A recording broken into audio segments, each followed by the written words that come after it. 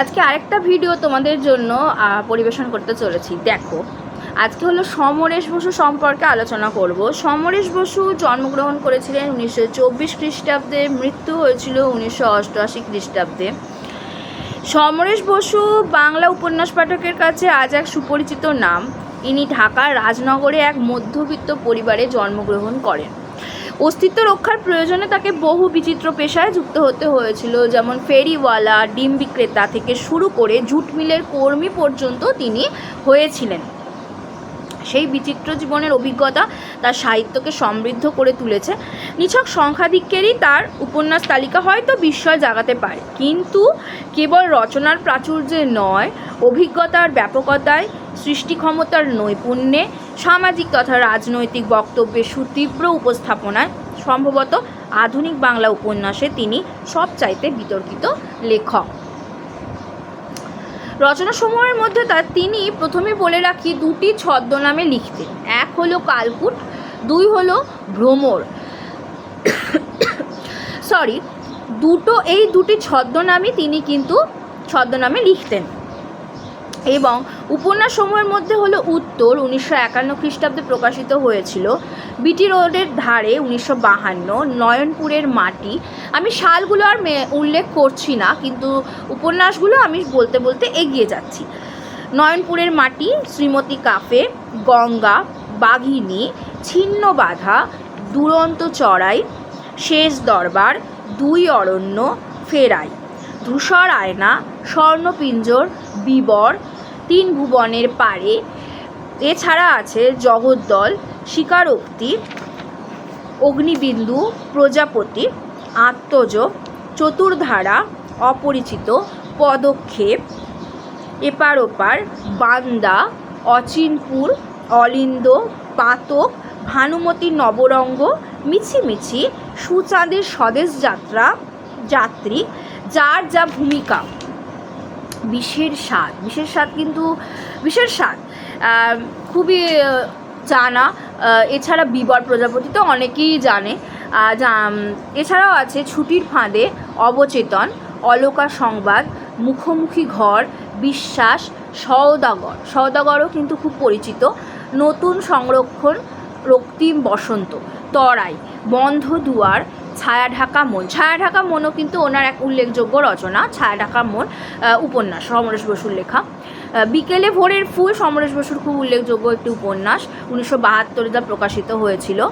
একটি অস্পষ্ট স্বর, নিঠুর দরদি, রূপায়ণ, ওদের বলতে দাও, অন্ধকার গভীরতর, পরম রতন, অশ্লীল, পথিক, স্বর্ণচঞ্চু, রাম নাম কেবলম ওনার লেখা।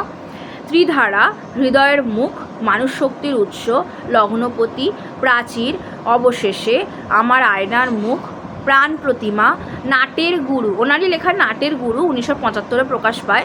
অবরোধ লিখেছিলেন উপন্যাস 1978 প্রকাশিত হয়েছিল। এছাড়া ঝিলে নগর, সবুজ বনে আগুনও ওনার লেখা এক বিখ্যাত উপন্যাস, সবুজ বনে আগুন 1975। হারিয়ে যাওয়ার নেই মানা, বিজড়িত, সূর্য তৃষ্ণা, পরের ঘরে আপন বাসা, সংকট, 12 বিলাসিনী, চৈতিও ওনার লেখা, চৈতি উপন্যাস। আম মাহাতো। এছাড়া মহাকালের রথের ঘোড়া তো অবশ্যই খুব ইম্পর্ট্যান্ট, মহাকালের রথের ঘোড়া যা 1977 প্রকাশিত হয়েছিল। ম্যাকবেথ, রঙ্গমঞ্চ কলকাতা, হারিয়ে পাওয়া, গন্তব্য, আখির আলোয়, আনন্দধারা, মরীচিকা, অপদার্থ, পুতুলের প্রাণ, শেষ অধ্যায়, টানা পড়েন, দুমুখ সাপ, বিপর্যস্ত, এই এত কিছু উপন্যাস তিনি লিখেছেন। অনেক ইত্যাদি বললাম, কারণ আরও আছে, এই কয়েকটা জানলেই অনেক জানা হয়। তো ওনার লেখা এগুলো উপন্যাস। এছাড়া ওনার লেখা কিন্তু বাথান উপন্যাস, 3 পুরুষ উপন্যাস ওনারই লেখা। 3 পুরুষ প্রকাশিত হয়েছে 1986 সালে, আর বাথান 1985 সালে। গল্প গ্রন্থের মধ্যে পড়ছে মরশুমের একদিন, খুব গুরুত্বপূর্ণ একটা গল্প, মরশুমের একদিন গল্প গ্রন্থ 1953 প্রকাশিত হয়েছিল। এছাড়া অকাল বৃষ্টি, ষষ্ঠ ঋতু, মনোমুকুর, উজান, বনলতা, পাপ পুণ্য, শ্রেষ্ঠ গল্প, মানুষ, ছেঁড়া তমসুক, চেতনার অন্ধকার, ধর্ষিতা, কামনা, বাসনা, রেশাধ্বনি, বিদ্যুৎলতা, রজকিনী প্রেম, বিপরীতে নাচঘর, রজকিনীর প্রেম রজকিনীর প্রেম 1974 প্রকাশ পায় এবং গল্প এছাড়া আছে নাচঘর, নাচঘর 1976 প্রকাশ পেয়েছিল। কীর্তিনাশিনী, কুন্তী সংবাদ, কুন্তী সংবাদ হচ্ছে 1976, গল্প সংগ্রহ 1978, গল্প সংগ্রহ প্রথম খণ্ড 1978, দ্বিতীয় খণ্ড 1978। মাসের প্রথম রবিবার, অন্ধকারের গান ও আপনার কাছে গেছে, গল্প সংগ্রহ তৃতীয় খণ্ড, চতুর্থ খণ্ড আবার প্রকাশ পেয়েছে 1980 পর। 1980 সালেই দুটো পরপর খণ্ড প্রকাশ পেয়েছে, তৃতীয় চতুর্থ মানে খণ্ড। 4টে খণ্ড আছে গল্প সংগ্রহের, প্রথম, দ্বিতীয়, তৃতীয়, চতুর্থ। পঞ্চমও আছে, 1981 প্রকাশ পেয়েছে। কে নেবে মোড়ে 1982, গল্প সংগ্রহ ষষ্ঠ খণ্ড প্রকাশ পাচ্ছে 1983। ছায়াচারিণী, বাছাই গল্প 1985। বিবেকবান বা ভীরু, যেটা মানে বিবেকবান বলে একটা গল্পগ্রন্থ বেরিয়েছিল ওনার, 1986 প্রকাশ পায়। আমি তোমাদেরই লোক, এইটাও খুব ইম্পর্ট্যান্ট একটা গল্প গ্রন্থ, 1986 প্রকাশ পায়। স্বনির্বাচিত শ্রেষ্ঠ গল্প 1988। এছাড়াও কিশোর সাহিত্য হলো মুক্তার দাদুর কেতুবধ 1975, বন্ধ ঘরের আওয়াজ, গোগল চিক্কুশ নাগাল্যান্ডে, সেই গাড়ির খোঁজে, শিমুলগড়ের খুনে ভূত। আচ্ছা, এইগুলো সবই কিন্তু ওনার লেখা কিশোর সাহিত্য, যেগুলো এখন বলছি। বিদেশি গাড়িতে বিপদ, ভুল বাড়িতে ঢুকে, জঙ্গলমহলে গোগল, এই গোগল চরিত্রটা কিন্তু বা চরিত্রটি এই সমরেশ বসুর একটা উল্লেখযোগ্য চরিত্র গোগল। জঙ্গলমহলে গোগল 1987 প্রকাশ পায়। এছাড়া ওনার কালকুট ছদ্মনামে লেখা ভ্রমণ সাহিত্য আছে, যেগুলো হলো অমৃত কুম্ভের সন্ধানে, খুব মনে রাখার বিষয়, এই মনে রাখার একটা রচনা, অমৃত কুম্ভের সন্ধানে। স্বর্ণশিখর, এটা কিন্তু 1954 প্রকাশ পেয়েছিল, অমৃত কুম্ভের সন্ধানে। স্বর্ণশিখর প্রাঙ্গণে 1965, কোথায় পাবো তারে, খুব ইম্পর্টেন্ট, উল্লেখযোগ্য, 1968 প্রকাশ পায়। বাণীধ্বনি বেনুবনে, আরব সাগরের জল লোনা, নির্জন সৈকতে, খুব ইম্পর্টেন্ট, 1972 প্রকাশ পায়। মনচল বনে 1973, বনের সঙ্গে খেলা 1974, প্রেম নামে বন, অমাবস্যায় চাঁদের উদয়, এইগুলো হচ্ছে সবই ওনার কালকুট ছদ্মনামে লেখা। কালকুট রচনা সমগ্রের মধ্যে প্রথম খণ্ড, যেটা 1975 প্রকাশ পায়, হারায় সেই মানুষ, বাঁশির তিন সুরে, মিটে নাই তৃষ্ণা, তৃষার সিংহলে পদতলে। কালকুট রচনা সমগ্র দ্বিতীয় খণ্ড, যেটা হচ্ছে 1976 প্রকাশ পায়। কালকুট রচনা সমগ্র তৃতীয় খণ্ড 1976 প্রকাশ পায়। কালকুট রচনা সমগ্র চতুর্থ খণ্ড, যেটা 1977 প্রকাশ পায়। আবার রচনা সমগ্র আছে, যেটা পঞ্চম খণ্ড 1978। কালকুট রচনা সমগ্রের মধ্যে ভ্রমণ সাহিত্যে 5টা খণ্ড আছে। এবার চলে যাই শাম্ব। শাম্ব ওনার কালকুট ছদ্মনামে লেখা শাম্ব উপন্যাস আমরা বলে দিই, কিন্তু ভ্রমণ সাহিত্যের মধ্যেখানে আছে এছাড়া ওনার যেগুলো আছে শাম্ব উপন্যাস, যেটা 1978 প্রকাশ পেয়েছিল, একটা গুরুত্বপূর্ণ এখানে রচনা ওনার। ঘরের কাছে আরশিনগর উনি লিখেছেন 1979-তে। মনভাসির টানে হচ্ছে 1980-তে প্রকাশ পেয়েছে। কালকুট রচনা সমগ্র মুক্তবেণীর উজানে।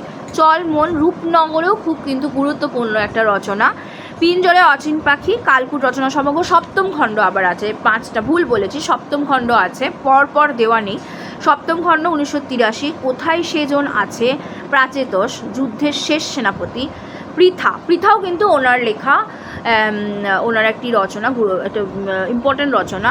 ধ্যান জ্ঞান প্রেম, যে খোঁজে আপন ঘরে, জ্যোতির্ময় শ্রী চৈতন্য, পর্ণভূমে পূর্ণ স্নান, এক যে ছিলেন রাজা সমরেশ বসুরই লেখা। এক যে ছিলেন রাজা 1988-তে প্রকাশিত হয়েছিল। ভ্রমর ছদ্মনামে উনি লিখেছেন জনক, যেটা 1975-এ। বাসন্তীর সংসার, এটা 1976-এ। অন্তিম প্রণয় 1987-তে।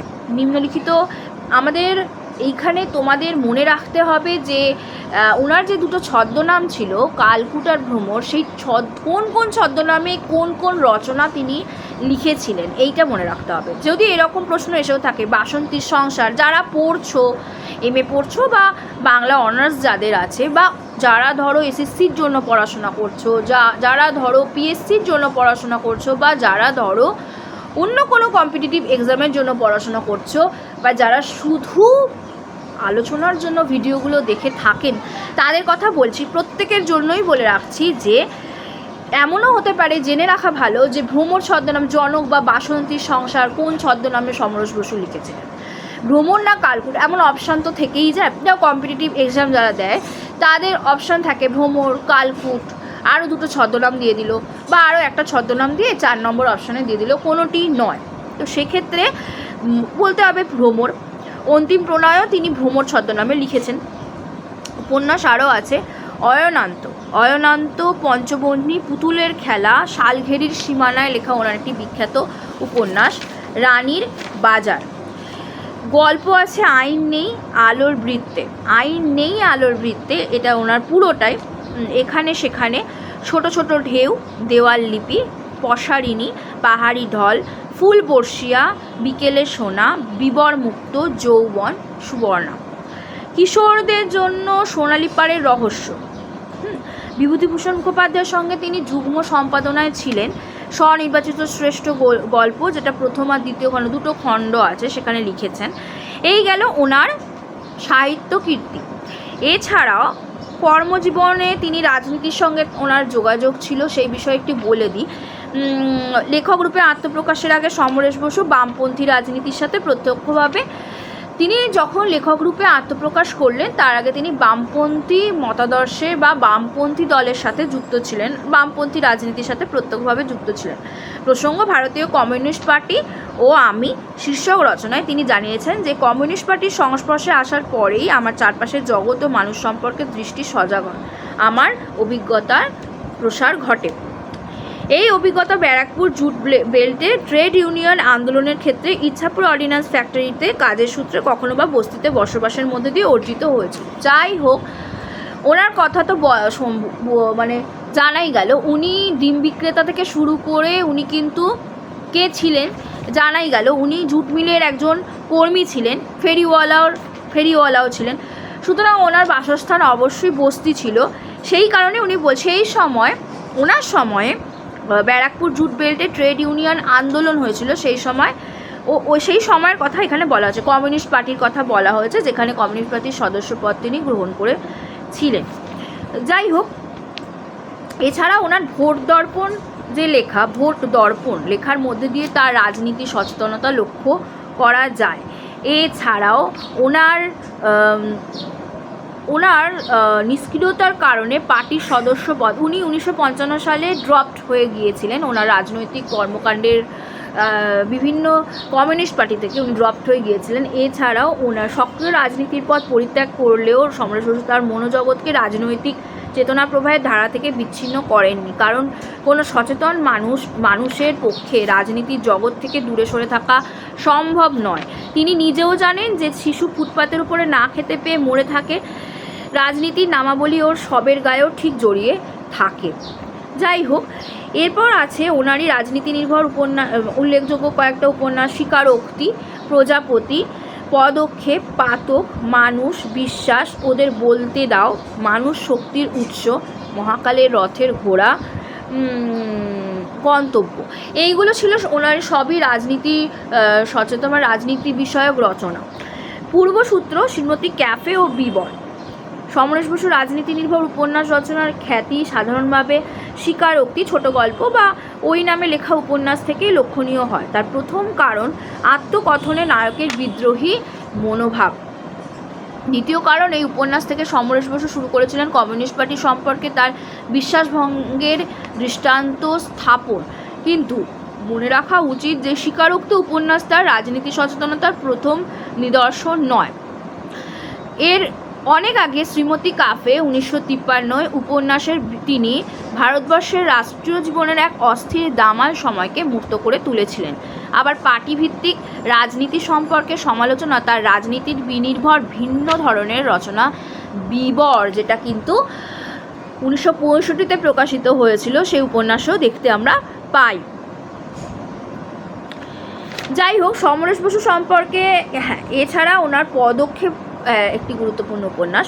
পদক্ষেপ উপন্যাসের রাজনীতি, দল ও নেতৃত্বের সমালোচনা অনেক সজীব, সুস্থ ও স্বাভাবিক। এখানে 1945-এর পটভূমিতে পরাধীন ভারতবর্ষের সাধারণ মানুষের আইন অমান্য আন্দোলনের বর্ণনা দিয়ে কাহিনী শুরু হয়।